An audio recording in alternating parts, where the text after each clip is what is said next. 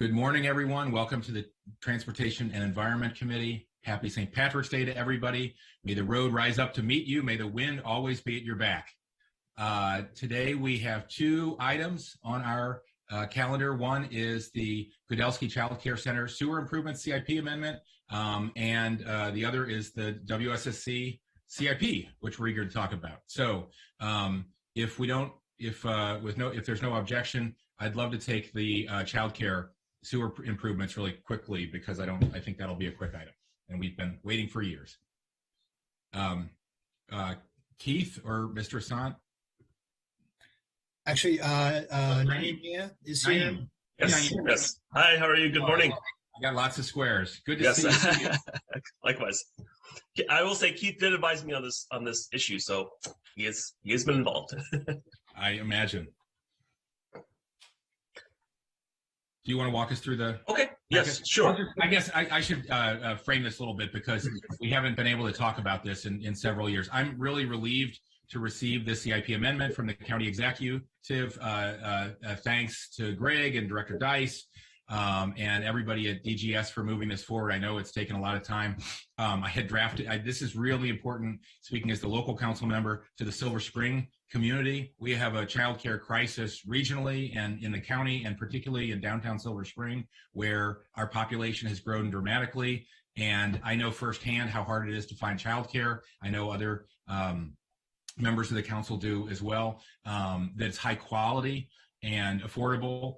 And the fact that the Wssc family is so invested in the community for so many generations and willing to invest so much private money in improving our declining important public facility at the old Silver Spring Library is fantastic. The fact that Centro NIA, a world-class bilingual childcare provider that I've been familiar with for over 10 years. One year they had me speak at their graduation for their 4-year-olds, is willing to invest in Silver Spring. These are all fantastic things. And I've been frustrated with the delay, but I'm really excited that we're here today. I'm glad the county executives now changed his position, allowed this project to move forward. This is, of course, everybody remembers, a high priority of County Executive Leggett. I was at the first community meeting with Director Dice. Dozens of community organizations and leaders came out and expressed the need for a child care center on this site. And they weren't just young parents. They were a lot of civic organizations and community advocates of every stripe. But this amendment will help move this whole project forward. It's going to be a great asset for Silver Spring.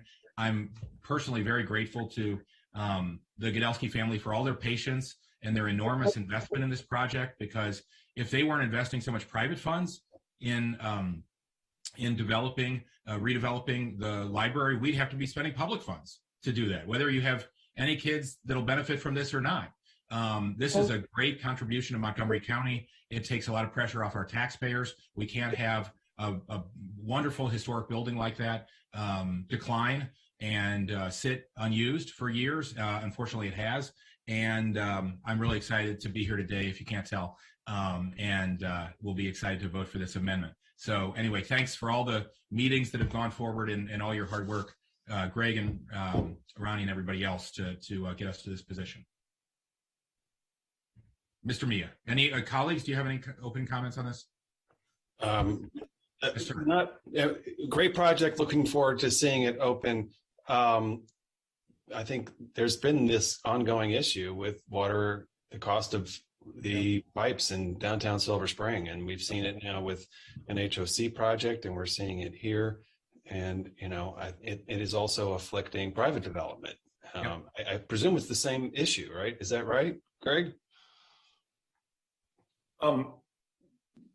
My limited understanding of some of the other projects that you mentioned, it's not exactly the same thing, but these are infrastructure needs, and as Mr. Hucker has captured the picture very clearly, we need to move the project forward. And this is, from the executive's point of view, this is something that the county can and should do in order to move the project forward, recognizing all of the attributes that Mr. Hucker has already outlined. So we feel like this is the last thing that we'll need to do as the county to move the project forward. And of course, our partner in this is ready to go.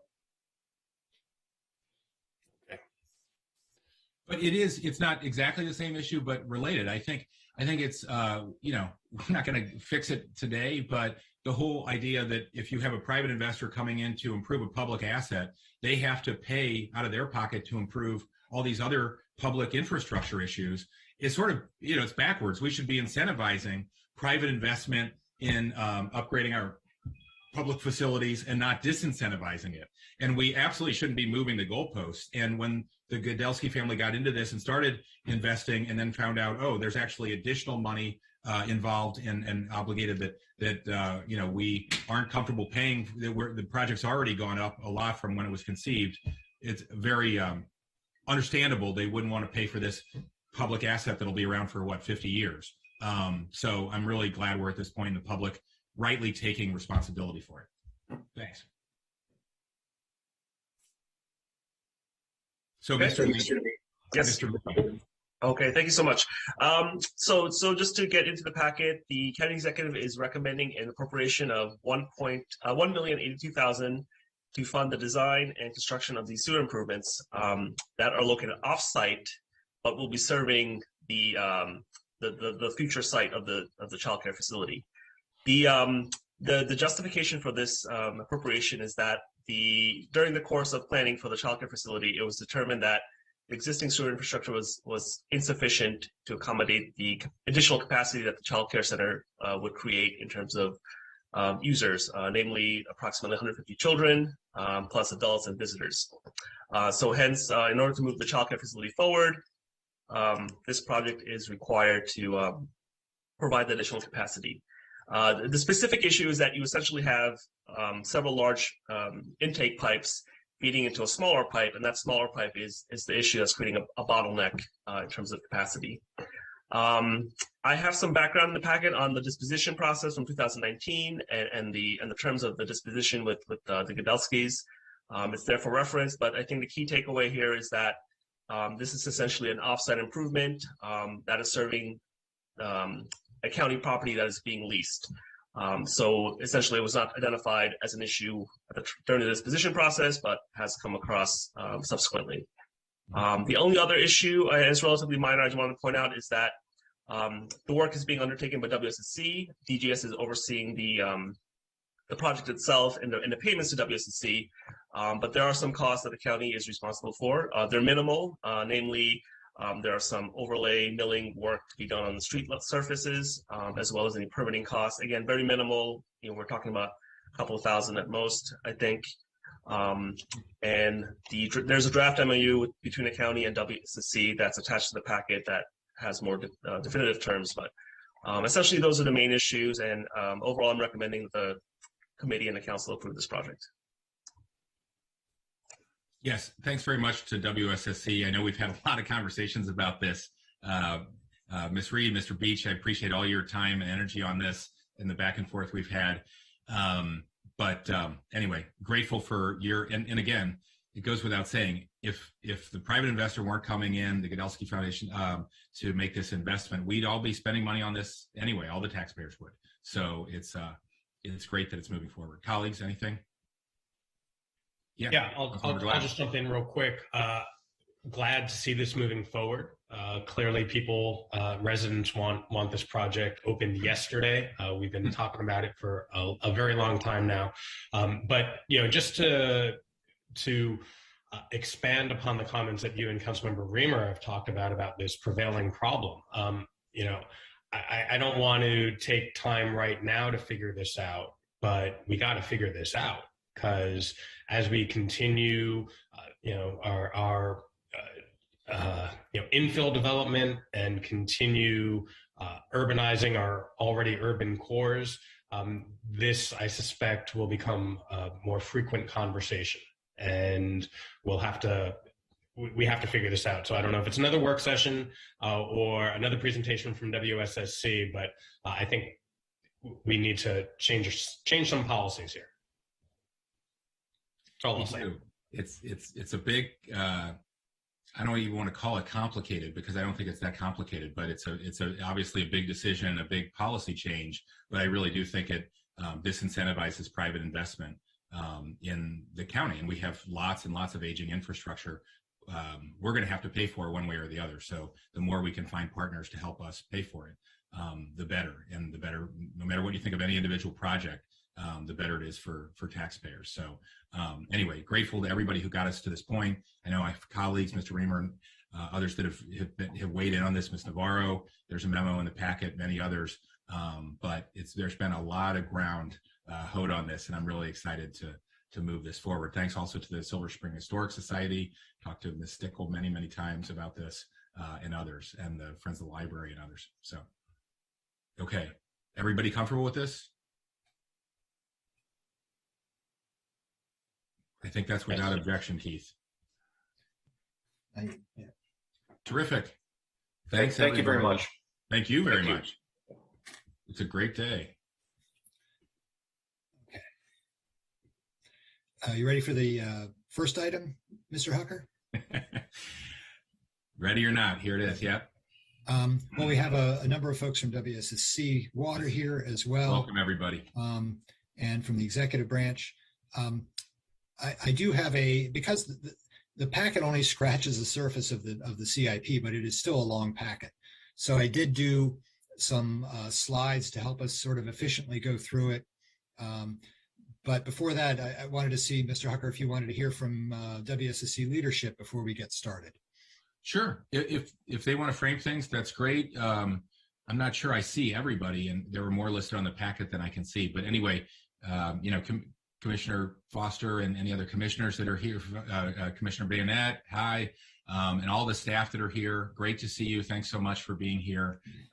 Appreciate all your good work. So yeah, if you want to frame things, please, Ms. Reed or anybody else, feel free to kick it off.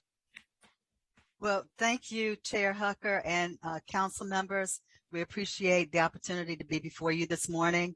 As you know, this CIP has been very difficult for us to put together. Yeah. I do want to emphasize that we are economic development partners, and we graciously would love to help out with any projects. It's all about the money, and you know that's tight right now. Thank you to Keith Levchenko for the excellent packet that he put together. He's always extremely thorough, and we wholeheartedly agree with his recommendations. As you know, Wssc Water has not received any state or federal funding, and during the pandemic, we did not cut off anybody's water, and we waived late fees, and that really had a significant impact on our revenues. We've seen some progress with these past due accounts, but they're still as high as 80,000 accounts are past due, and it's the total amount is over $60 million. Unfortunately, you may have also heard that because of these shortfalls, Fitch has put us on a negative outlook. And so that gives us some concern. And so to maintain that AAA bond rating, we are making significant reductions to the fiscal year 23 operating budget of $23 million. And we transmitted that on March the 1st to the counties. And so we have also made $110 million in reductions in our CIP to reduce the outstanding debt and the related debt service. And we are continuing to review whether or not that's necessary. So with that, I will close my remarks and just say that we appreciate any support that you can give us once we're able to, get state or federal funding. We would love your support on that. And I want to also thank our commissioners for being extremely supportive of our budget and helping us to develop it. And after Keith makes his presentation, we have staff here who can answer hopefully all of your questions. And if not, we'll get back to you. Thank you. Very good. I thought you were going to say it's all about the Benjamins. But it is. Thank you. All right. Mr. Levchenko, I think you're up. All right.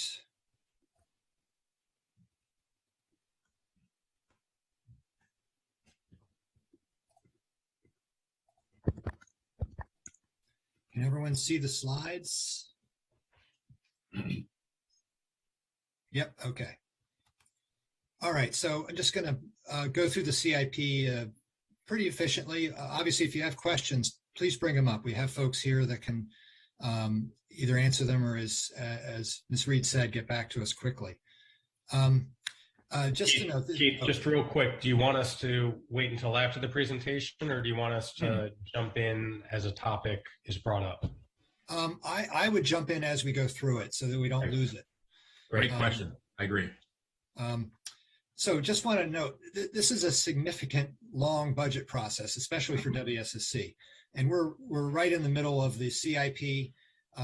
We have the operating budget, which will be reviewed in April.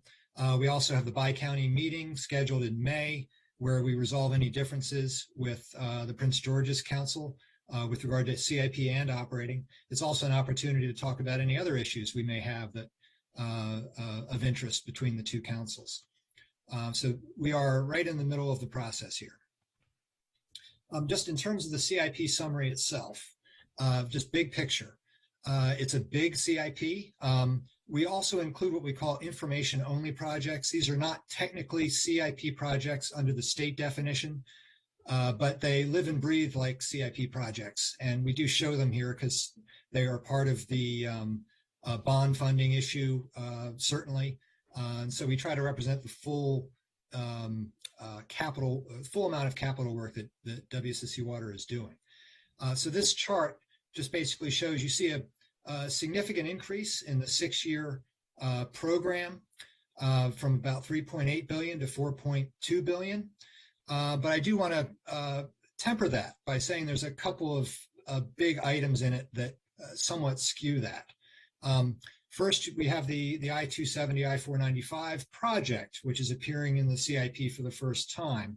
It's about $182 million in the 6 years, and it's assumed to come from non-WSSC ratepayer funding. The project description form shows state funding.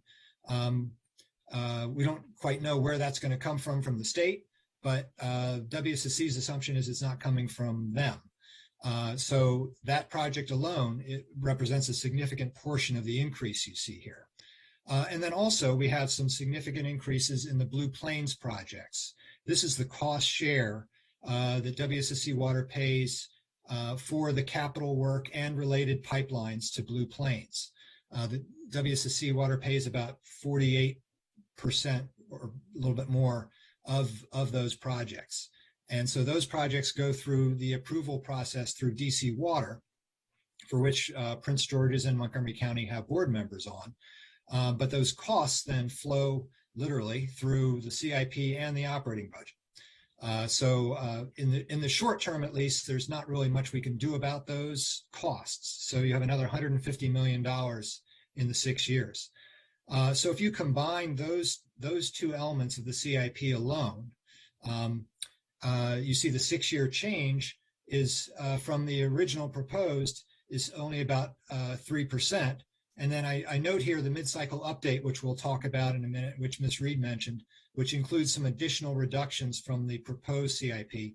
If you count those projects in, then the CIP would only be increasing about 0.9%. So masked within these big numbers is, some relatively small increases or some actual decreases in some projects we'll talk about.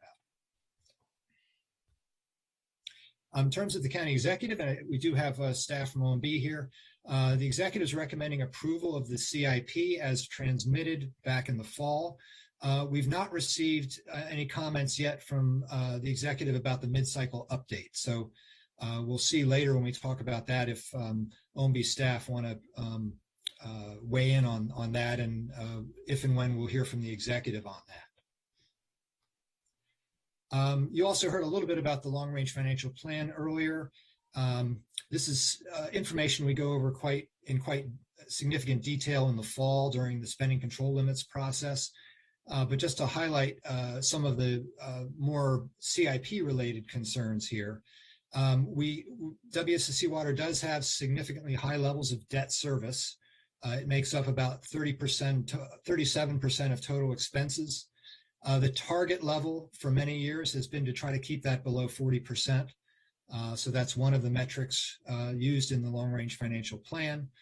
As part of that, the financial plan does assume substantial increases in PAYGO to help with that. But there's some countervailing issues. Water consumption continues to be flat even as population growth occurs, and rate revenue is a dominant portion of WSSC's revenues going forward. So a mostly flat revenue stream is problematic. And then the fiscal policy targets that Ms. Reed mentioned earlier. These are also basically used to build what would be needed in the financial plan to stay within these policy levels. And the one new measure that Ms. Reed mentioned was the Fitch leverage ratio, which is mentioned here. And it's basically it's a debt measure or debt capacity type measure. And WSSC's original proposed CIP was above that measure, and that was of concern to Fitch and of concern to WSSC now. And so the mid-cycle update helps bring that ratio down just within the target level, or just below the ceiling that Fitch was looking for. So that's certainly a significant reason for WSSC Water considering these reductions mid-cycle. And then, as Ms. Reed mentioned, WSSC is also seeing significant increases, or had seen significant increases in delinquent accounts the past couple of years, and with no corresponding ARPA relief received from anywhere at this point. So the bottom line is the financial plan, with all of these measures accommodated, does show significant rate increases in FY23 and FY24, and then they do start to modulate a little bit beyond that. And I do have the financial plan summary is in the packet. You can see how those numbers work. And just to summarize the proposed operating budget, which we just got from WSSC Water, their proposed operating budget assumes a 7% rate increase. And this compares to the 6.5% ceiling that the two councils agreed to last fall. So we will have some further discussions with that on the operating side to see what would be the impact of bringing it down to the levels that the councils previously agreed to. Now, the two councils can do whatever they want at its bi-county meeting in May, but at least right now, the two councils are on record as supporting the 6.5% rate increase. So staff will be working with WSSC Water to identify how we would get to that based on their proposed budget. Real quickly on the funding sources for the CIP, it's overwhelmingly WSSC bonds, as you can see in this chart. You also do have some other, because the numbers are so big, you still have some significant resources in these other funding sources. And one thing I'll note here, the federal and state grants is going up. That's because of the I-270-495 project I mentioned earlier. And then you can also see PAYGO is going up. That was something I'd also mentioned, that's trending up to try to keep debt service manageable. And then with regard to growth funding and the system development charge, although it's a relatively small portion of the CIP, it's still significant dollars, about $214 million in growth-related expenditures in the 6-year period. And those sources of revenue for that come from the system development charge itself and direct developer contributions and payments by applicants. And we'll get into it a little bit more on this slide because we do show a gap in the 6-year period in terms of revenues and expenditures for the system for the SDC fund. So that's an issue. We'll have to monitor that. The gap this year, or the 6-year gap that we're seeing this year as compared to a much smaller gap at this time last year, is because of a revised scope in one of WSSC Water's project, the Potomac Water Filtration Plant Main Zone Pipeline. They have an expanded scope for that project, which is intended to address growth issues. And because it is growth related, it is SDC eligible. which means it's pulling revenue from the SDC fund, and that in turn is a big reason why we're seeing a gap in this fund this year, as opposed to a much smaller gap last year. Now, there are ways to address that gap. WSSC does have the authority to issue bonds covered by SDC revenue if they have to, or you can increase the SDC charge. And that's something that has not been done in many years. So that's something we can look at again in the context of the operating budget going forward. And getting at a little bit at the issue that was discussed earlier with the Wssc project, the fundamental aspect of the growth-related portion of the WSSC CIP is that growth pays for growth. So when a developer builds a project, the developer is responsible for the infrastructure related to serve that project. It gets a little bit more confusing in infill development, as we heard with the Wssc project and with some others. But the fundamental idea is that growth pays for growth. However, if developers are building infrastructure, then they can get credits and not have to pay into the SDC fund. However, there are issues with that in terms of the developer getting paid back for any work that they do beyond what the SDC credit is. And I know we've talked, the committee has talked about this in the past. There was a bi-county work group that looked at some possible changes to this process, specifically looking at perhaps eliminating the geographic requirement for reimbursement. In other words, when a when a developer builds infrastructure in a particular area of the county, in Montgomery or Prince George's, their reimbursement for that work has to come from the SDC funds that have been raised from that area. And those funds are not necessarily available immediately. And so they would have to be paid back over time, which historically they have been. However, there is no guarantee that that payback will occur. And after 20 years, the payback, if you will, sunsets. So conceivably, a developer could build a project and not get paid back over time. Or the developer is looking at such a long payback period that it creates problems for the project moving forward. So that's the issue that this work group is looking at. The countervailing issue with that is, to the degree WSSC Water would guarantee the payback over a set period of time, that increases the liability that they have, and they would have to increase the SDC rates overall in order to cover this increase, much less to cover the gap that I mentioned earlier in the expenditures and revenues. So a significant rate increase would be required to do that. And this issue has been discussed with business groups, and while there is some interest in this guaranteed payback, there's also significant concern about raising the SDC, especially at this time. So that's sort of where it stands at the moment.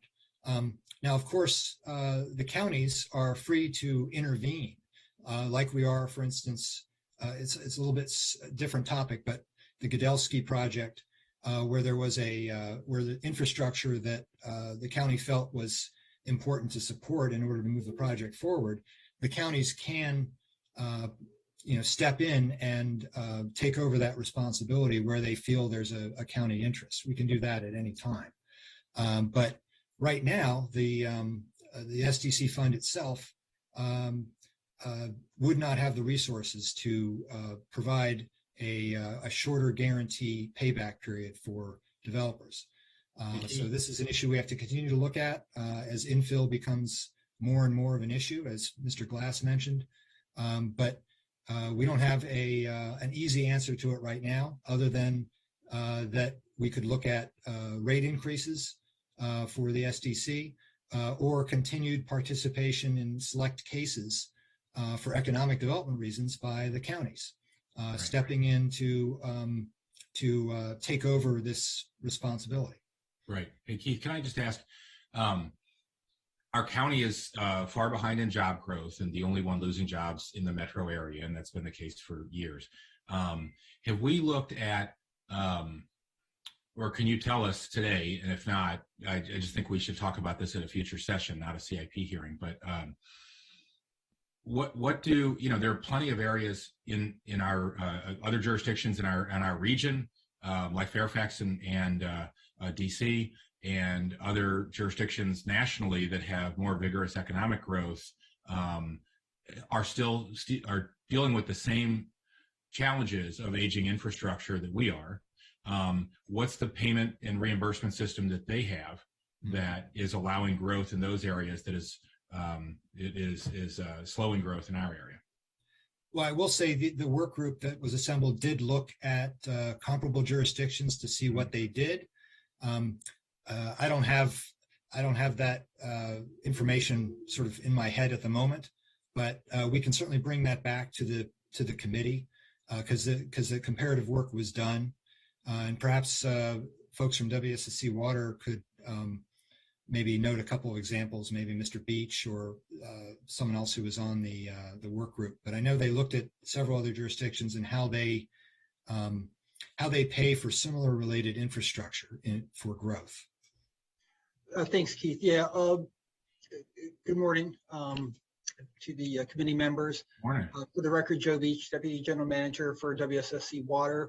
So yeah, the work group looked at what do other Maryland jurisdictions charge, and they all have a fee similar to our SDC fee, although sometimes the methodology changes. It's based on meter size. But in most cases, for all other Maryland jurisdictions and Northern Virginia jurisdictions, our rates were lower. They were even lower after the projected increases for the policy changes that were proposed by the work group. And with the exception of the Baltimore County residential fee was less than ours, and the Arlington County, I believe, residential fees were less than ours, but Fairfax was much higher.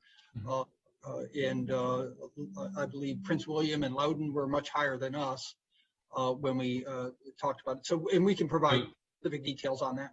Thanks. Yeah, no, we're going to have to schedule another session on that, but that would suggest that, maybe those higher fees are allowing more development and growth in those areas and replacement of aging infrastructure, right?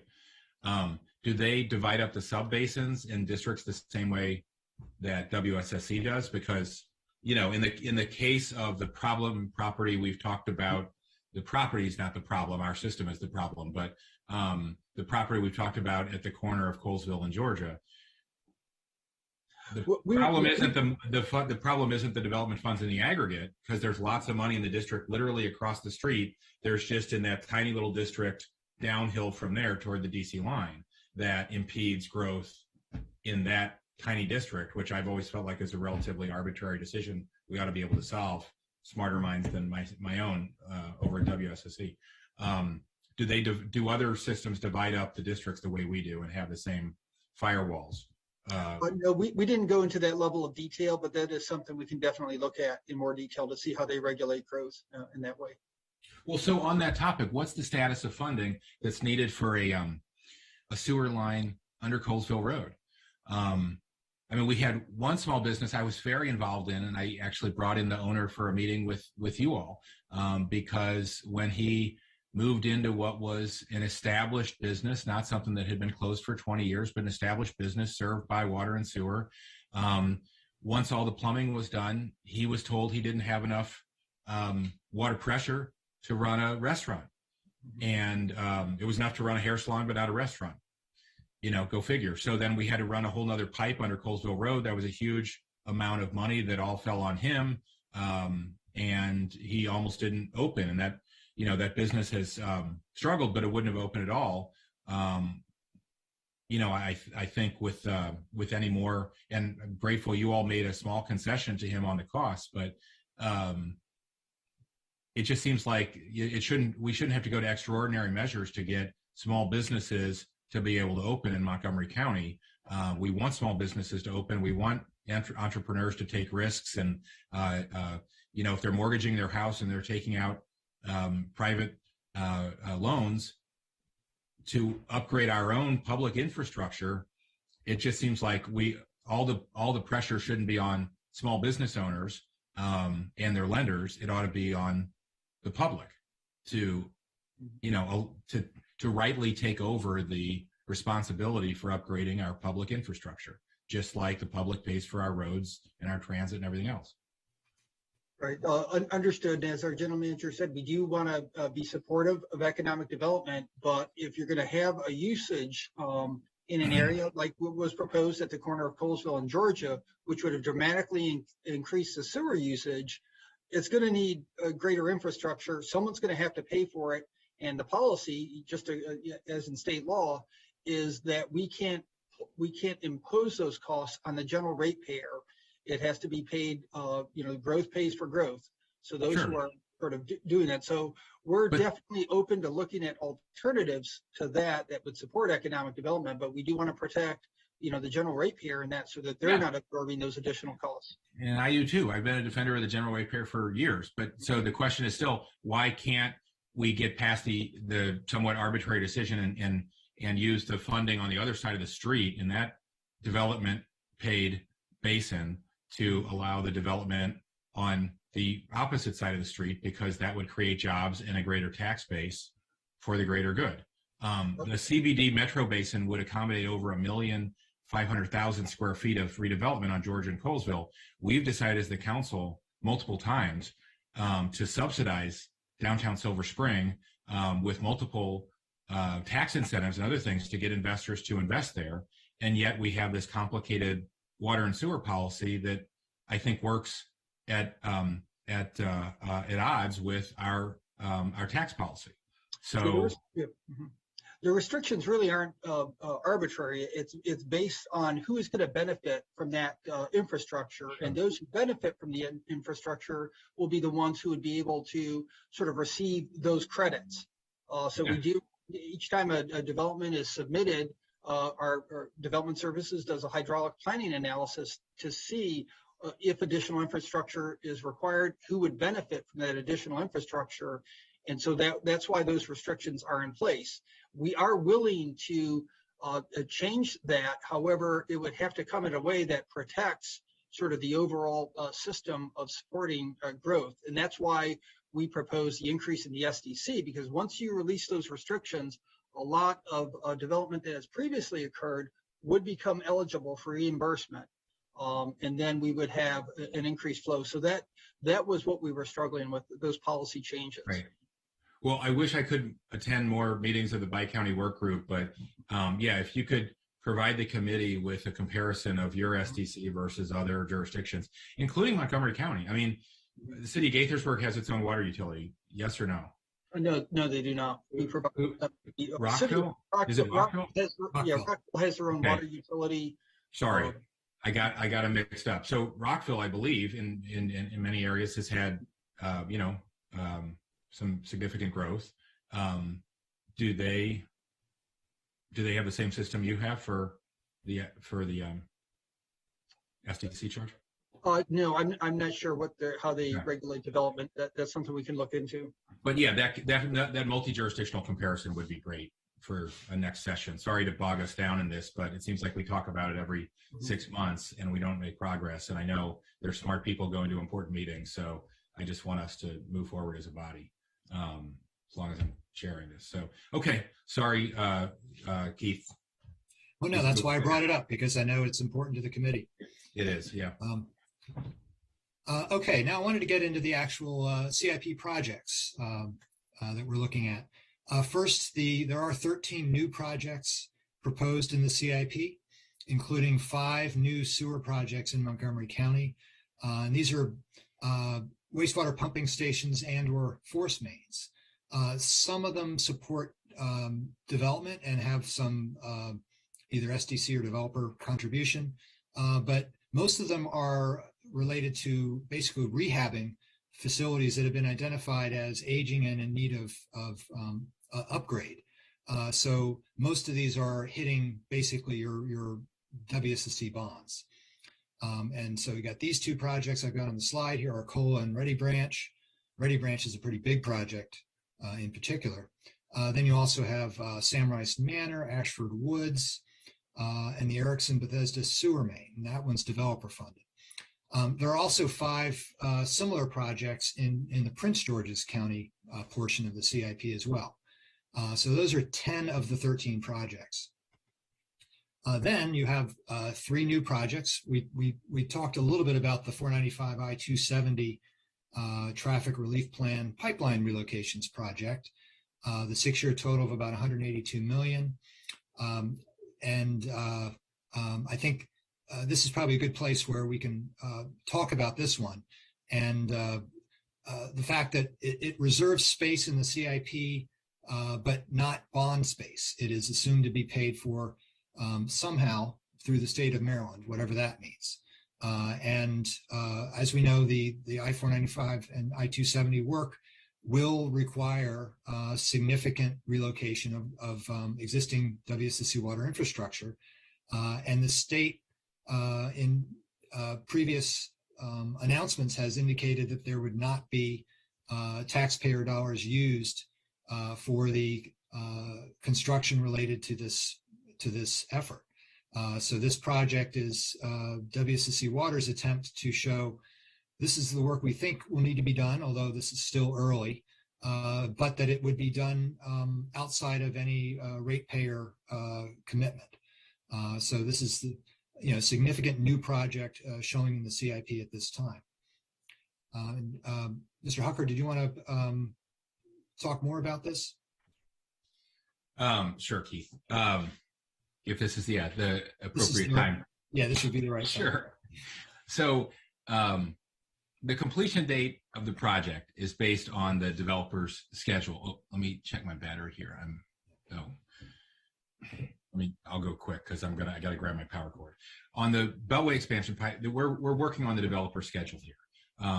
It's been suggested that it's added as a new project in the CIP, but it certainly may be delayed and it may not be delayed. In any case, I just wanted to add some context. The cost of the utility relocation, as a reminder, was brought to me in my role as chair of this committee by a courageous whistleblower from Wssc. It wasn't brought to the public's attention by either Wssc or State Highway. Maybe there was not a need for that at that point, but we learned at that hearing at Wssc, I remember really well, that the agencies had, I think it was 6 meetings to discuss the cost of relocation, which when we requested it came back at over $1 billion. And there was a subsequent estimate that might be, or comments in the media that might be up to $2 billion. The county's position has been for years that the concessionaire, not the taxpayer, should pay for this very profitable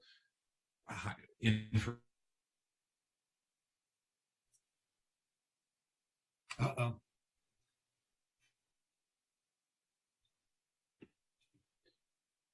Presumably he'll be back in a moment. Yeah, I think we lost him. Let's pause. We'll give him a chance to pop back in.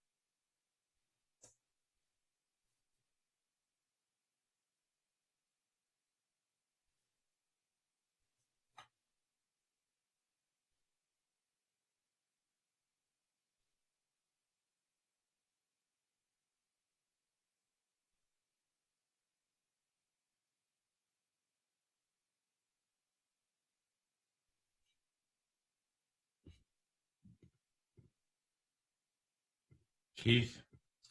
Yeah. Sorry about that, everyone. This is back. We paused. We paused while you were gone. So my mistake. Sorry, up late on the laptop and didn't plug it in. So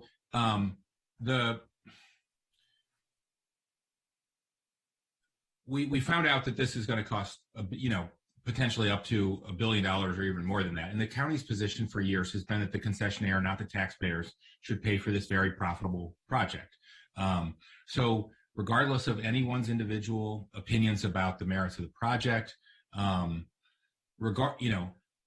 proposing this expenditure here under new projects means that state taxpayers, regardless of whether they ever drive on this project or whether they even own a car, will be obligated to pay for those pipeline relocations. So we're not at a point where we have a selected concessionaire.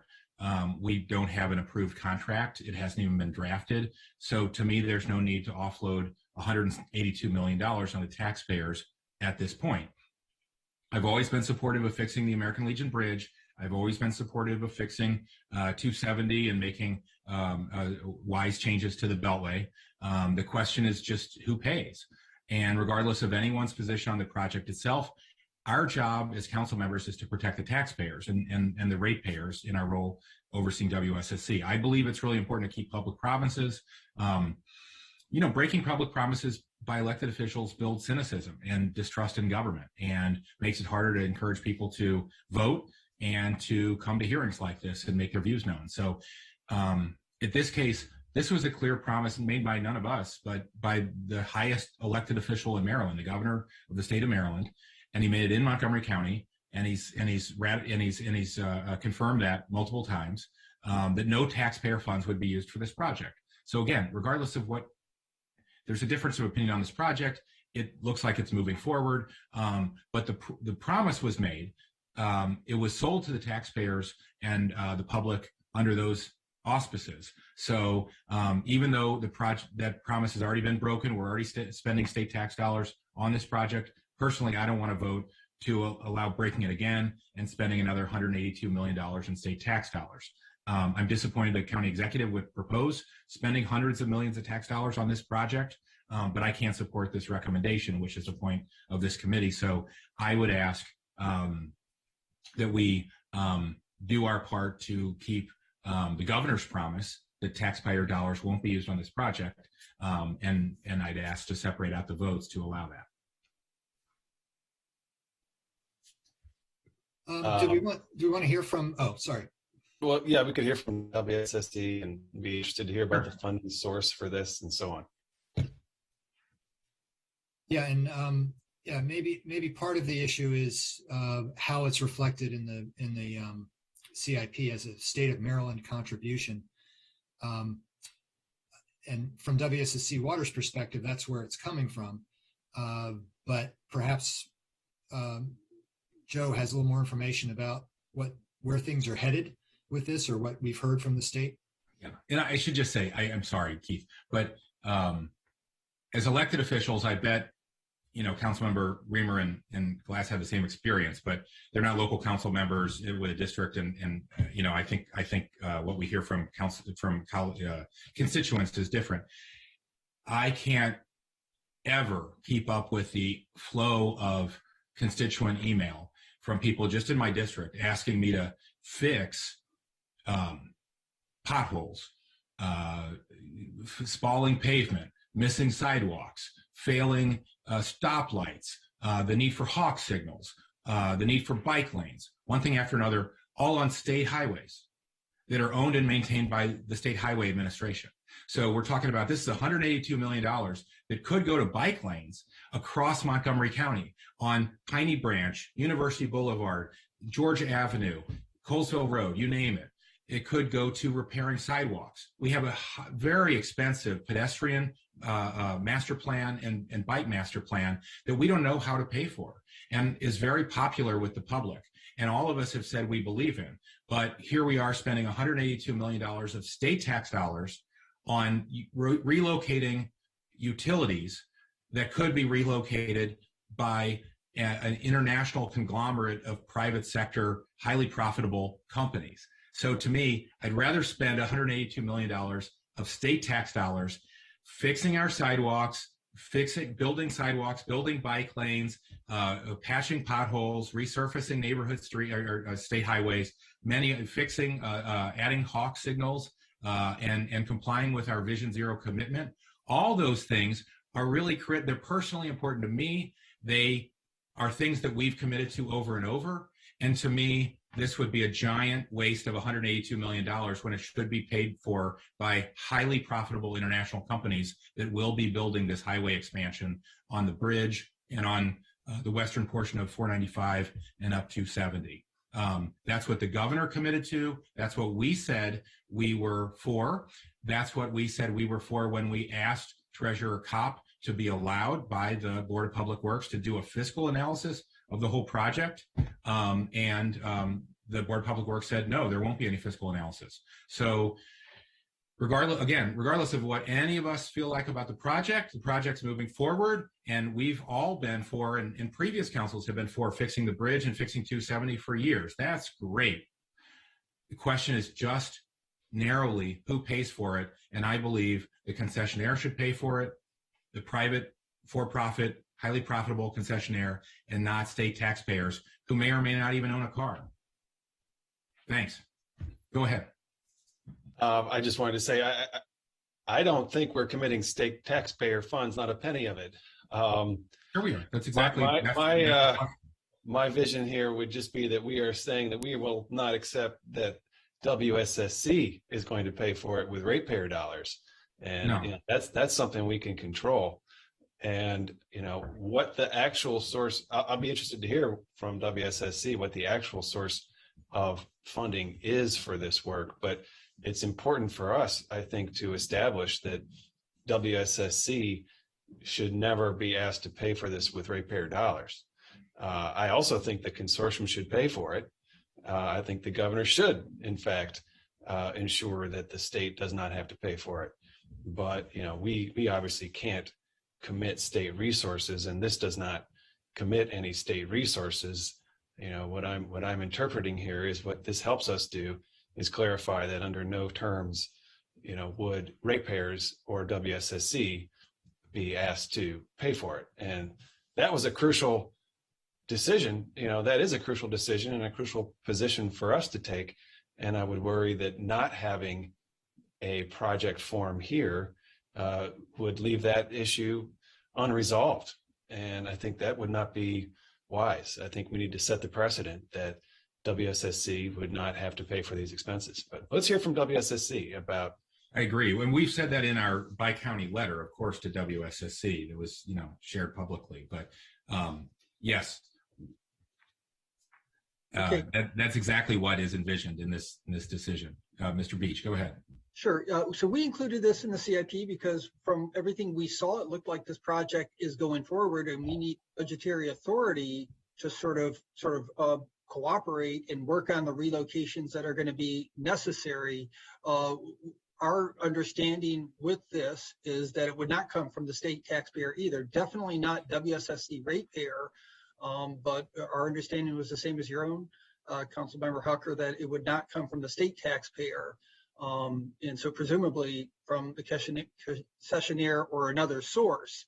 But ours is just a matter of the work looks like it's going to happen. We're going to have to be active in working for relocations related to the project. So that's why it's in our CIP. It's not an endorsement of it at all.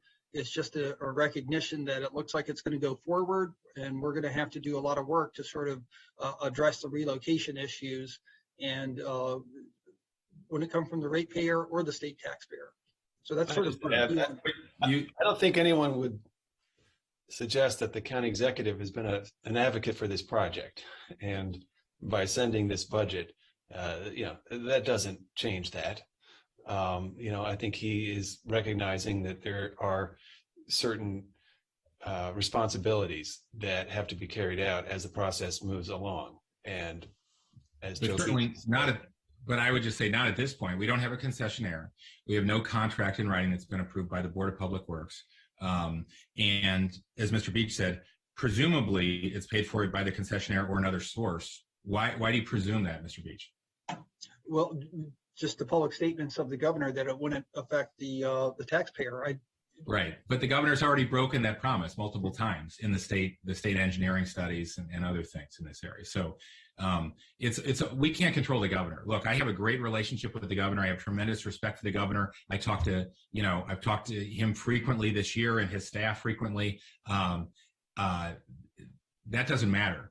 The important thing is we should all expect public officials to keep their promises. This promise hasn't been kept.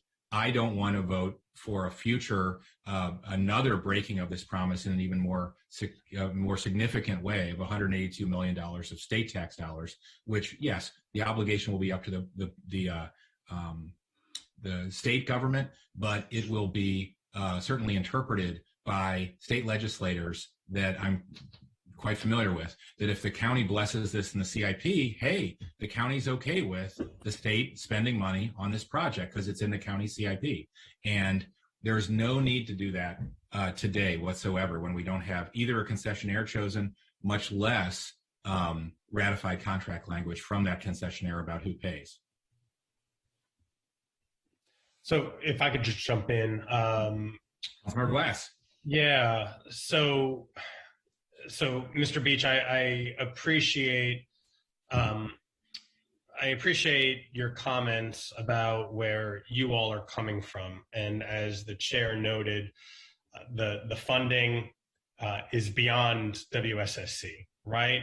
You're relying on the state, and where the state gets that money from is entirely at this point up to the governor or possibly the Board of Public Works, however they divvy up responsibilities. But trying to get to the heart of this, or at least to the bottom of it, I'm looking at the packet, and on PDF 65 that details this, it says that WSSC Water has an existing memorandum of understanding agreement with MDOT-SHA to review and coordinate potential impacts to existing WSSC water infrastructure to accommodate MDOT-SHA highway improvement projects. Can you maybe shed some light into that MOU so that we can better understand at least what kind of hopefully open and honest dialogue there is between you and the Governor's Department of Transportation? I have not been involved in those discussions with the state DOT. I believe we have some WSSC representatives here who are closer to that. Hugh, are you able to comment at all on this, or Karen Riley? So the involvement so far with the engineering and construction department, I believe that they have been initial conversations. I do not believe that at this point we've had any official indications from the state in terms of where the funding exists. It's still in its preliminary conversations in terms of framing the memorandum of understanding and where the funding sources will be. I believe that our chief engineer, along with our pipeline design division and other infrastructure implementation divisions in our engineering and construction department, are having ongoing conversations with state entities about the execution of this project. But at this time, we do not have what we believe to be a finalized scope of agreement in terms of our understanding as to how the project will be funded. Thank you for that. Right. So there remains a fog around this. But just to even understand it a little bit better, while WSSC has not discussed or gotten any clarity regarding the actual funding, let me rephrase it this way, how has WSSC come to this dollar amount? What are the conversations with SHA or MDOT like that have gotten this dollar amount in this budget? So Doug, you can go ahead. Go ahead. So I believe at this point, what we have framed this on is what is the current proposed alignment and scope of the project as it is, and using what is our infrastructure knowledge and what will be the dependencies on relocation for these projects and our past experiences with relocations that we've done in the past, including the ICC and other projects, gives us a frame of reference for this. To note that this is still a very preliminary estimate as it stands at this point, as the scope of the project has yet to be finalized in its engineering design that would allow us to then have a more mature engineering estimate. Again, this is the reflection of this being a very preliminary estimate, which would depend on the maturity of the scope of the project being further detailed. That would then allow us to understand the infrastructure implications that they would have on our sewer and water infrastructure. And thank you. And while it is preliminary, has the state been providing the detailed sketch plans, whatever we want to call them, right, for you all to analyze, or are you just basically going off of what's in the public realm, knowing where the areas are to be widened and just taking it upon yourselves to do that level of assessment?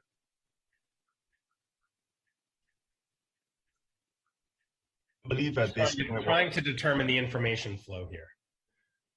I believe at this point, well, I don't believe we have any information that's certainly beyond what is publicly available at this point. That is the information that we've been using so far. And again, we would stress and reiterate that this is a preliminary estimate based on that current nature of the scope of the project. Okay, so this is very helpful for me, at least. So it sounds like, and please correct me if I'm wrong, that that while an MOU exists with the State Department of Transportation, there have been no real clarifying conversations, and WSSC has taken it upon itself to use the public record to determine what types of infrastructure changes are necessary, and have come up with this budgetary figure based on your own assessments of the public record. Is that correct? I'd say that's correct. Okay, so another way to put it is the state has not been very helpful or helpful at all in this process, which is a problem.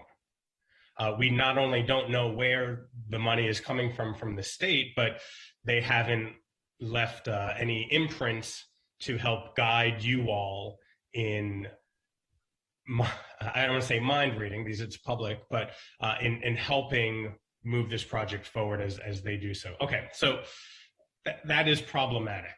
And I agree with the chair's assessment that all signs are indicating that this continues to move forward.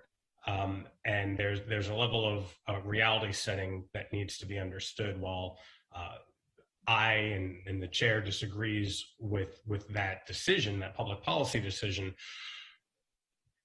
I'm not quite sure how we square that and the uncertainty of other aspects of it with having to approve this item right now. Why don't we ask? Can we just ask for the implication? There you go. That's the next question. So what is the implication of this budgetary item, whether or not it needs to be approved now or not? I can say we can come back. I have to admit, I didn't know we were going to get into this level of detail. There have people on including our chief engineer, has been more engaged on this.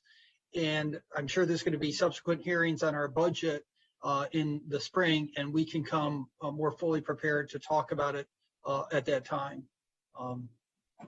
Yeah, there is a lot to unpack here. And what gives me the greatest pause is that these are projections that you all have come up with without any collaboration from the state. I think that is a necessary step to best determine the budget for whatever impacts might be needed. And so I accept that recommendation and turn it back over to you, Mr. Chair, to figure out how we want to move forward or not on this. Thanks. That's very helpful. Mr. Levchenko, I think it's back to you just to go through the new projects. You were at number 6, I believe. Yeah, we'll through the rest. We'll just indicate for purposes of this meeting today that this project is sort of on hold in terms of a committee recommendation, pending further information from WSSC. We know we've got an operating budget discussion with. We can separate out the votes. Yeah, and Mr. Bremer might want to go forward. That's fine. But I mean, anyway. Yeah, depending on what the committee wants to do, but we do have time to revisit it between now and May. Right. I was just stating my personal preference. So anyway, I think we should be, I think we should be under no illusion that this project has any impact on whether the actual project is moving forward. It's simply ensuring that WSSC can do its due diligence already we're seeing here an estimate of 182 million, which is a far cry from the billions that were, proclaimed previously. So it will be helpful for WSSC to get a more accurate understanding of what actually needs to be, frankly, ensured that the concessionaire pays for. And I think the project, ensuring that they can continue early in developing those estimates is important. So I would want to see this work proceed in order to get those estimates prepared. It doesn't sound like, as a practical matter, there will be a difference if we come back to it in spring. And so that, may not matter. But I do think it's important for this work to be scoped out and get these estimates prepared so that we can ensure that this is handled properly. I mean, the worst case scenario is we don't, as this project moves into its final stages, there isn't transparency and clarity about what those expenses might be. And that would really potentially disadvantage the taxpayer in those negotiations. So. All true. The 182 million is not for the scoping, it's for the relocation. So, I mean, certainly we could have a scoping item now. I don't know if Joe Beach wants to, allow that. But I'm back in the spring. We should rely on the state to do the scoping. It's their project, just like the Purple Line. We don't need to do the project for them. Again, we've said repeatedly, no ratepayer money on our end, and the governor said no taxpayer money. Is that right? Joe, is that right, that the state does this work, or is it that they ask you to do the work and they pay you for it? On the relocations, we would have to do a lot of that work ourselves. Yes, for the relocation. With the state. Hugh, any contribution to that? Is that correct? Yes. So on the infrastructure implications, we have to attest that the fact that there will be multiple points of impact on WSSC. This not only affects in terms of relocation, but also affects in terms of our scope of understanding as to the current asset management planning forecasting for existing asset infrastructure that's there. So the need for proactive engagement to understand the implication of this project on our current engineering projections and infrastructure renewal is certainly necessary within our planning context to ensure that we're doing our best fiduciary duty for our ratepayers. So that is also what we want to see. why we want to engage in the process as it is now, and why we've proactively taken the step to proceed as it is. No, well said, Hugh. So this isn't complicated. There's only three options. Either the state pays, the ratepayer pays, or the concessionaire pays. I'm for letting the concessionaire pay, and by signaling that we're willing to allow either the ratepayer or the state to pay with a vote to let this move forward, we're making it less likely. There's things we can control and things we can't control. We're certainly making it less likely the concessionaire ever pays for the. We could just say the source of funds. Project. We could say the source of funds is not WSSC. I mean, we don't know the source of funds. That's not what we're determining. The point is, we should want I'm sorry, my job is to protect the county taxpayers as well. And if the governor said the county taxpayers won't be paying for this, I should be doing everything in my limited power to make sure the county taxpayers aren't paying for this, whether they're paying in their role as a county taxpayer or a state taxpayer. We pay more to the state budget than any other county. WSSC is explaining that there's a fiduciary duty that we have to ensure that they can do the necessary work on their end to participate in this project and not have, in the end, have estimates be inaccurate and so forth. Joe, can you explain a bit more? I think you're misunderstanding it. It's the state's project. It's the state's obligation to come forward with those estimates and do that work. Joe? Well, yes. Like I said earlier, I'd really like to sort of come back to this later when we can sort of engage in it a lot more specifically. I mean, if the project does go forward, we're going to need this budgetary authorization to do the work. And I think it definitely is worth a separate future discussion about the basis for the estimates, our confidence in those estimates, status of our negotiations with the state. I don't think we can have that right now. All right, so why don't we defer? How about let me just make a motion to defer this item and we'll come back later and, have a more informed discussion. That's my suggestion, is that we separate out that vote and not vote on that today. I think that's what Councilmember Glass said as well. Yeah, we need the state to engage on this. The state has not engaged. As far as I'm aware, the state hasn't acknowledged that this is something that they have to deal with. Again, Right. So we've seen the state mismanage multi-billion-dollar P3 right in our neighborhoods with the purple line. That's 4 years now behind schedule. So this is a much bigger and more complicated one. So I'm always in favor of the state. I'm always in favor of the state actually doing their job and keeping the governor's promise as this was sold to the public. Regardless of the merits of it, I'm glad the American Legion Bridge is going to get fixed. Let's make sure this doesn't get mismanaged by ensuring that WSSC can do the work that it needs to do. So we'll come back to this at a future time. Thanks. Yeah, this item was relocation money, not scoping money. So we're going to come back to it. Yes. All right. Guess we're ready to move on. We are. The other two new projects I wanted to mention, they're called information only projects in the CIP. We have the Anacostia Depot reconfiguration. It's about a $40 million project to handle a lot of issues at that site. And then also the RGH, that's the WSC Water Headquarters building, has some equipment replacement also that's noted in the in that new project. So those are the 13 new projects in the CIP. Everything else we'll be looking at is ongoing, either permanent type project or moving towards completion. And what I've put up here on the slides is a list of all these other ongoing projects that have a cost increase in them. And I have another slide that shows projects with cost decreases.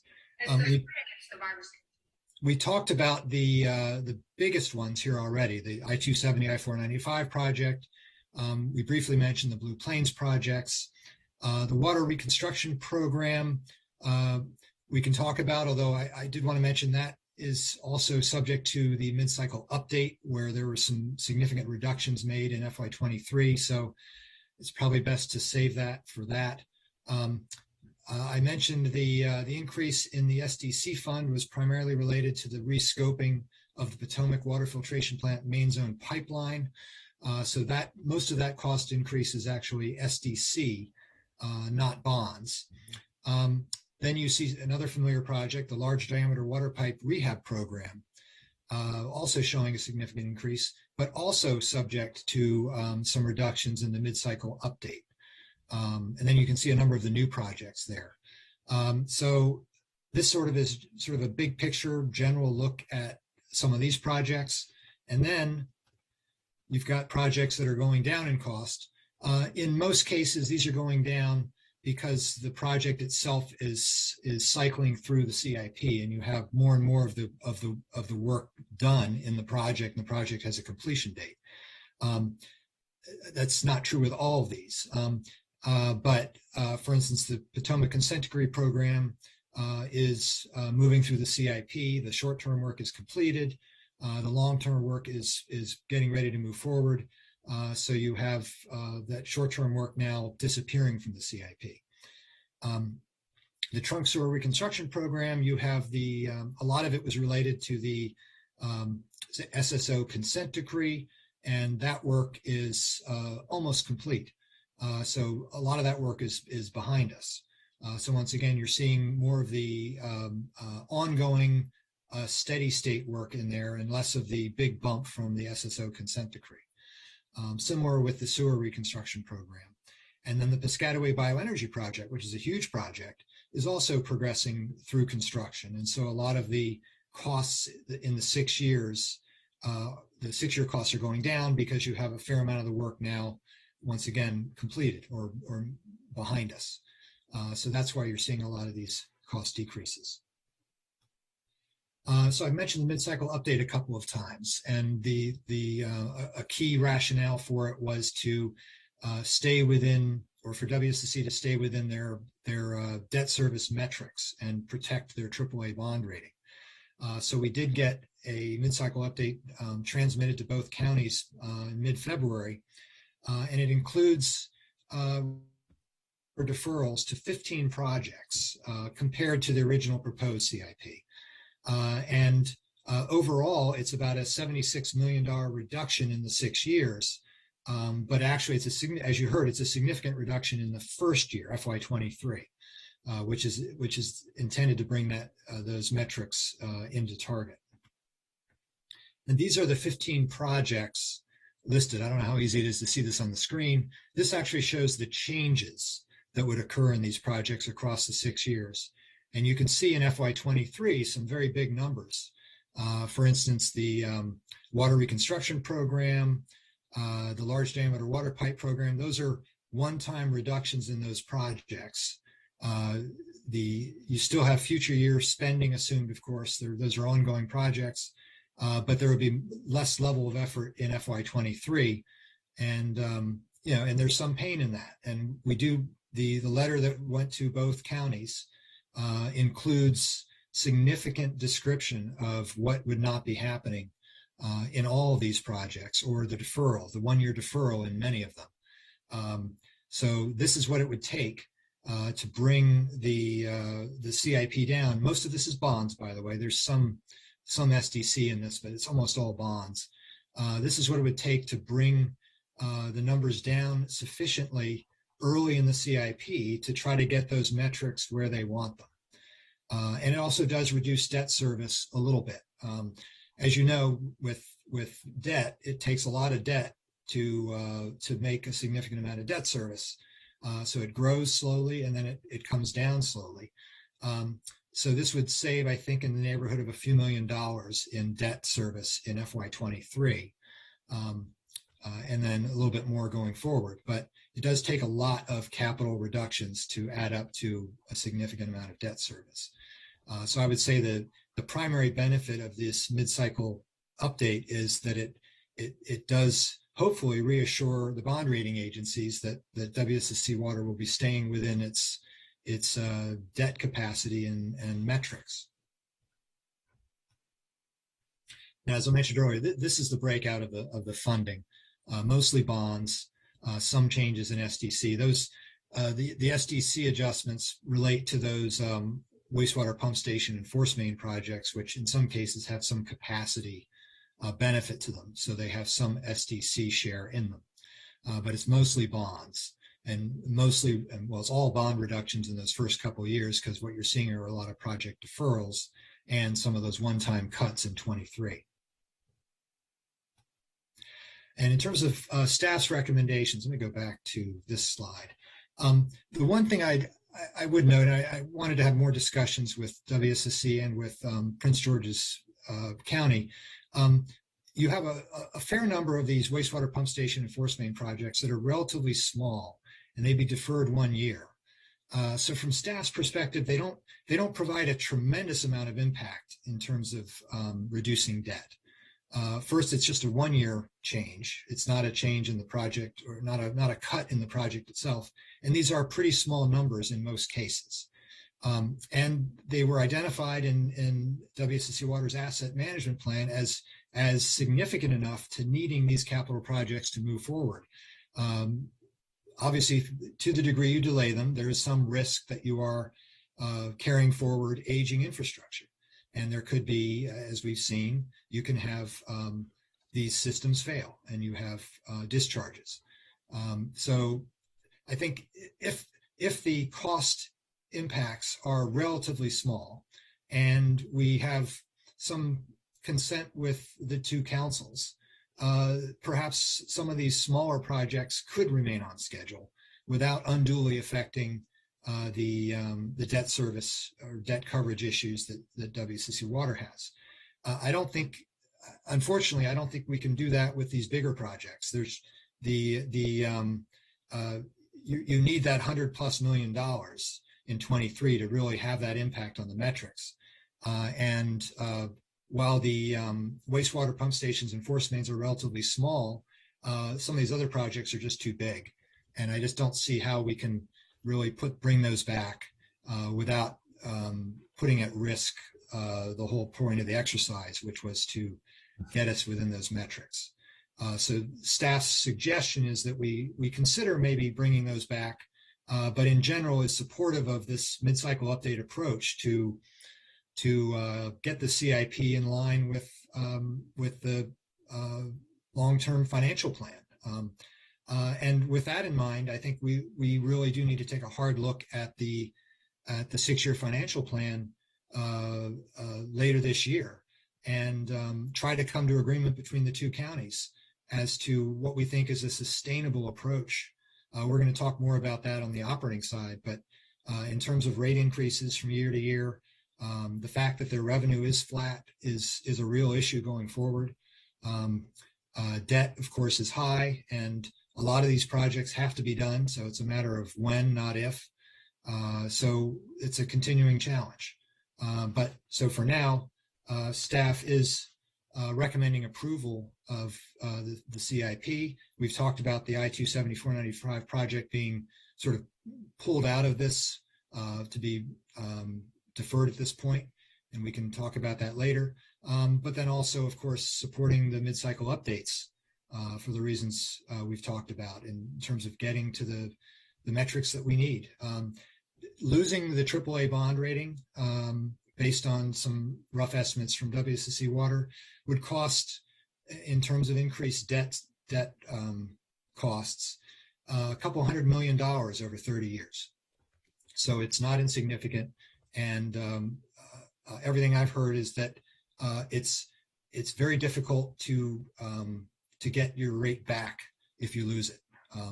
So that's just it's a primary fundamental goal that we need, is to keep that bond rating. And the mid-cycle update will at least help us make a strong argument for that to the rating agencies. So with that, I'll turn it back to the chair for any further discussion. All seems like wise recommendations to me, Keith. Colleagues? Many of these we've been discussing, yeah, I guess most of these we've been discussing for years, so. Colleagues? Good to go. Good to go? All right. Well done, Keith. I think that's getting approved without objection. So like what we've done is we've recommended forwarding the full CIP to the council with the caveat about the I-270-495 project. Right. And also further discussions of the wastewater pump station and force main projects between the two councils or counties.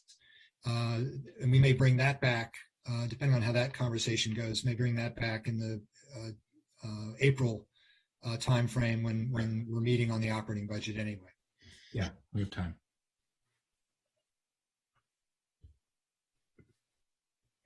Anybody else? Good to see everybody's face. Oh, Mr. Chair? Yes. Real quick, while we have this esteemed group of WSSC staff, I want to just pivot ever so slightly, but ask a timely off-topic question. As we all are, reemerging from the pandemic, and the council had its first in-person session this week, I've been receiving a lot of calls and emails from constituents who are asking about water monitoring for COVID, and curious if there's anybody here who can talk about what WSSC is doing to continue to monitor should there be another spike or a reemergence of COVID in our community and region. Great question. Ms. Reed?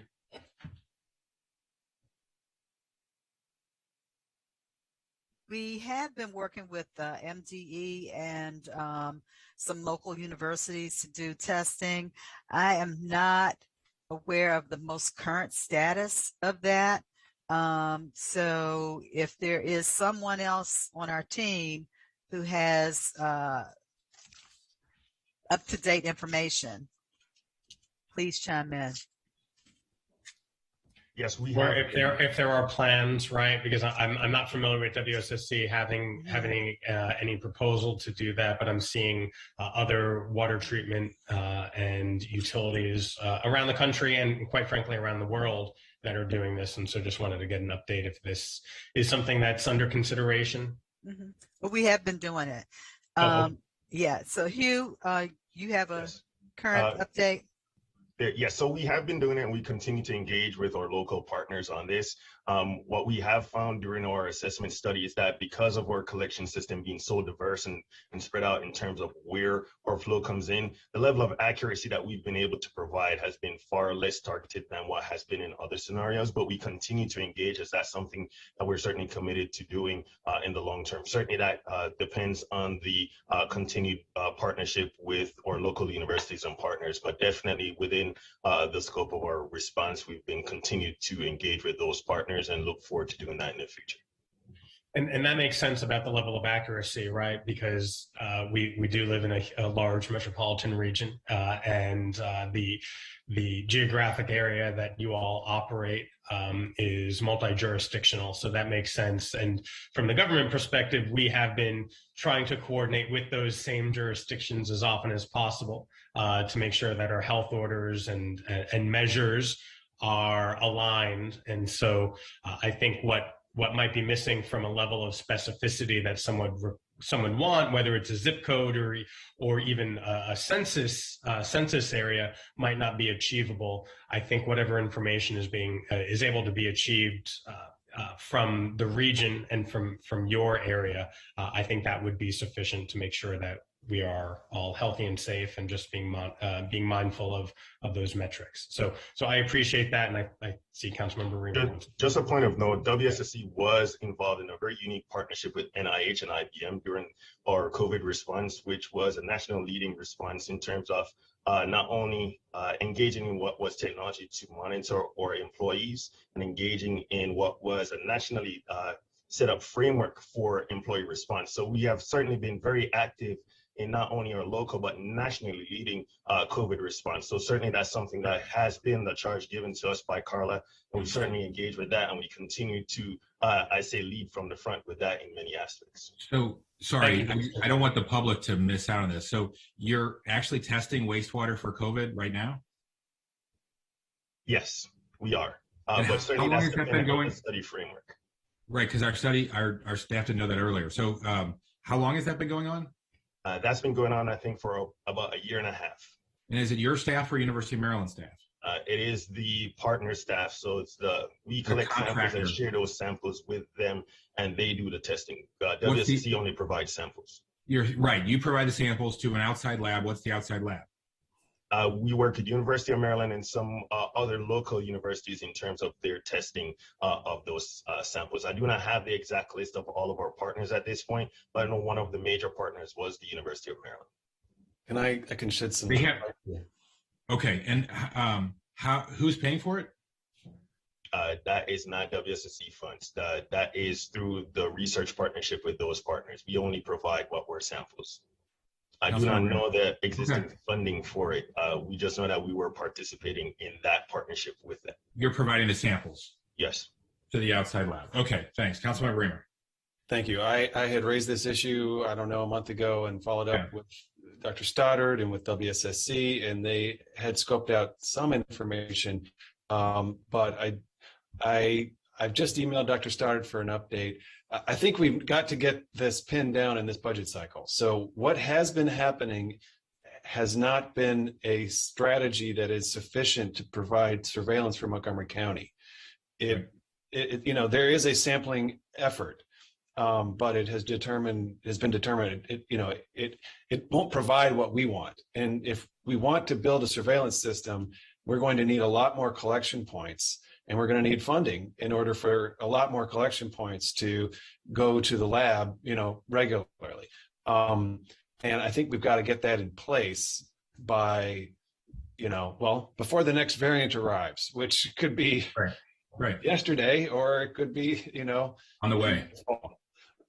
So let's make sure we pin this down now. I think a supplemental appropriation from ARPA funding, if that's what we have to do would be fine, but we've got to build that system and then have it. I mean, I keep seeing it referred to as an essential surveillance,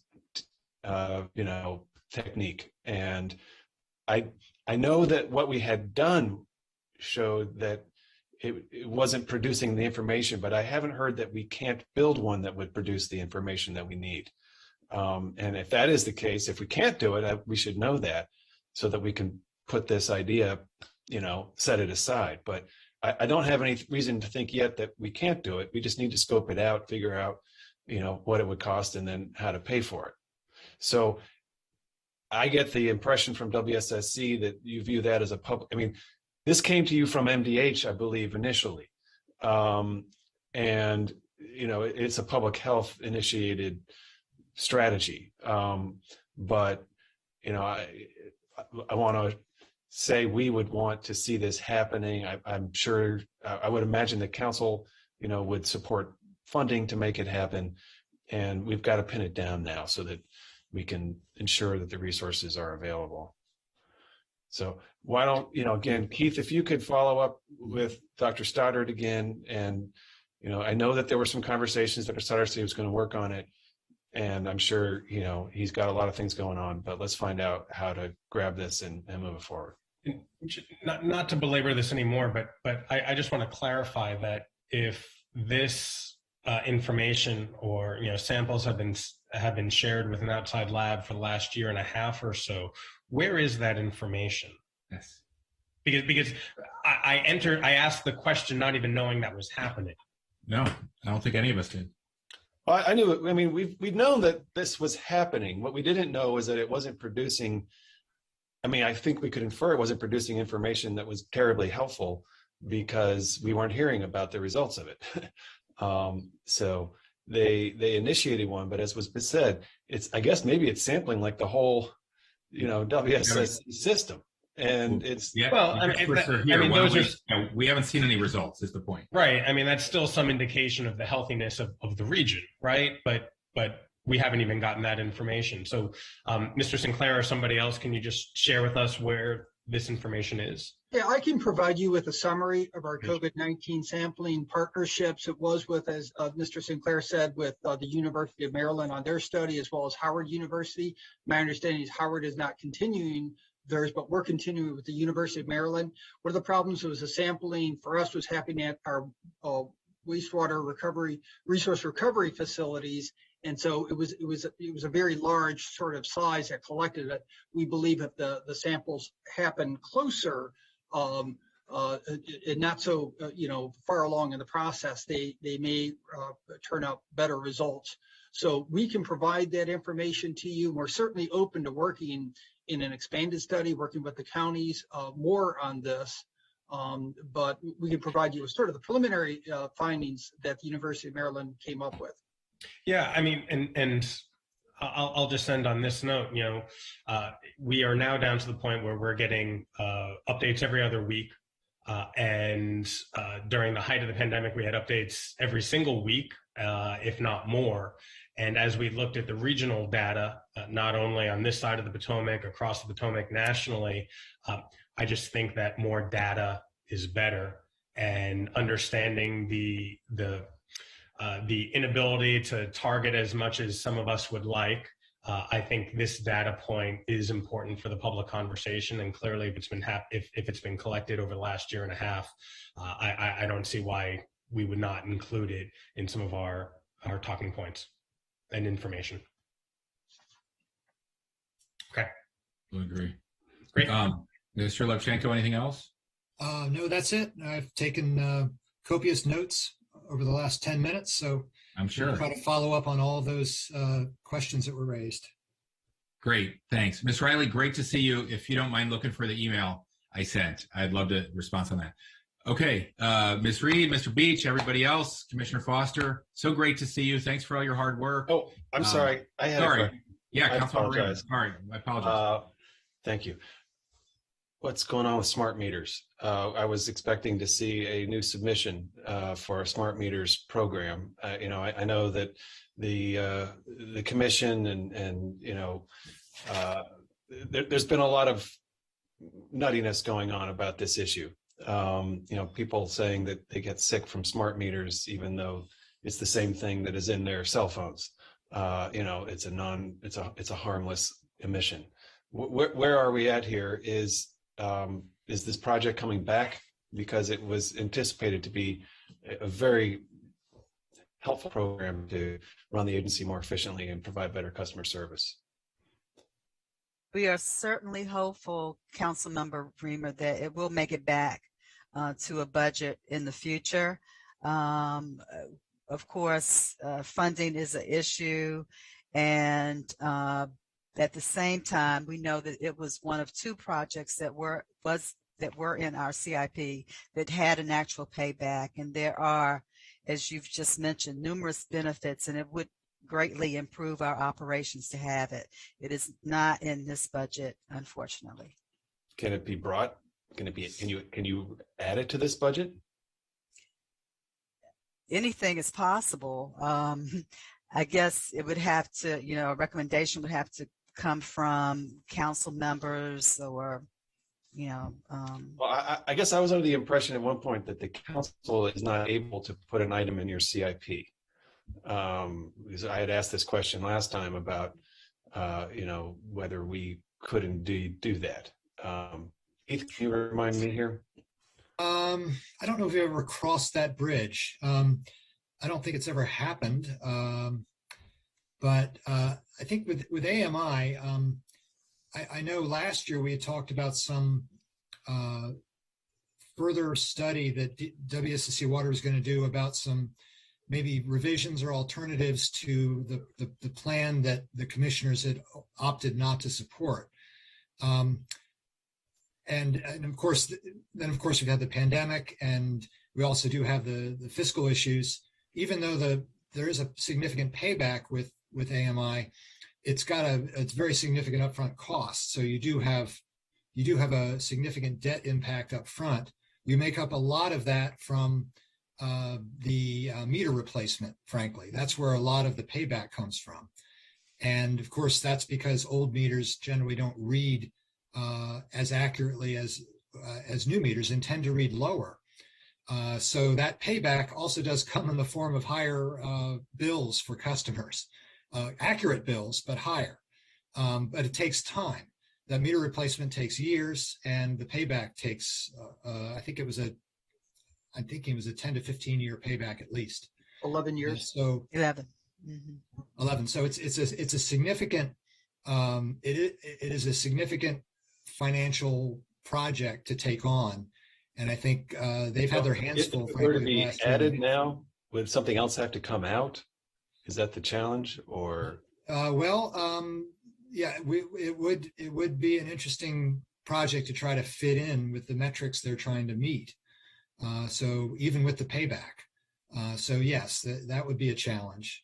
It's also it's a big project and complicated, and the technology is always changing. So the scope of what they had put together a couple of years ago would have to be revisited. And you have to make a lot of choices in terms of how you roll that out. And I'd asked, for instance, whether the meter replacement portion of that could move forward in some form ahead of AMI, because that's where you get the savings, and then bring AMI in later. The challenge there is that to the degree you have an AMI that you choose, it's probably best to have more uniform meters throughout the district than to have different meters. So it's sort of a chicken and the egg with that. So there's just a lot of moving parts, and I think I think our council's been expressed an interest in AMI, and we can certainly reach out to Prince George's and see if they have an interest, and we could convey that to WSSC leadership and the commissioners that we're interested in seeing this revisited and a project put forward.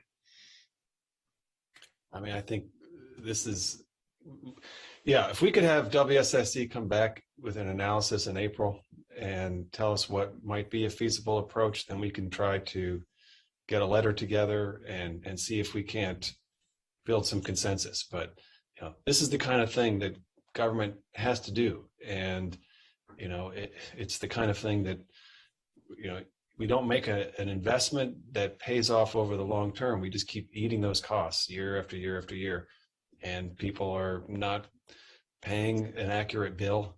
And there's so many good reasons to have technology as part of your infrastructure.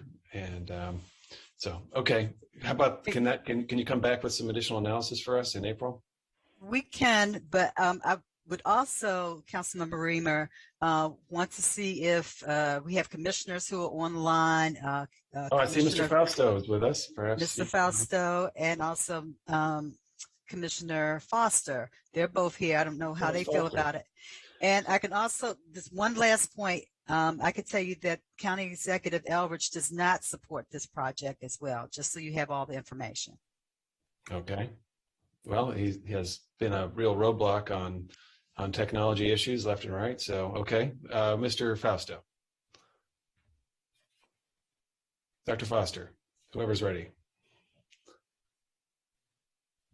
So, good morning. Obviously, I didn't realize that this was a topic for discussion for today, but certainly I would say, as commissioners reviewed this project, if you recall the history of this, when it started out, this was a $100 million project. As we were being asked to approve it, we asked that the staff go back and put together a detailed cost assessment and analysis. That did take a period of time. When the estimate came back, it was $200 million. So it had, doubled in terms of cost. At that time, I think what the commission basically did was we voted to say that there'd be a temporary, that this project be put on hold temporarily. That was our proposal. Management subsequently made a decision to, if we weren't going to do it, to remove it out of the CIP. I would just say at this time, as Keith has expressed, the project does have many things that could be helpful, but if you're looking at it in terms of this budget, what has been brought to the table is $110 million in reductions. If you're talking about a $200 million project, and of course it is over several years, it's going to be challenged to kind of fit that into this year's proposal. I don't know whether Fastos has anything else to add. I have a footnote to Commissioner Foster's comment, and that is that the reason why the cost of the project doubled was because the number of meters doubled. Okay, so there's different ways to do it. Mr.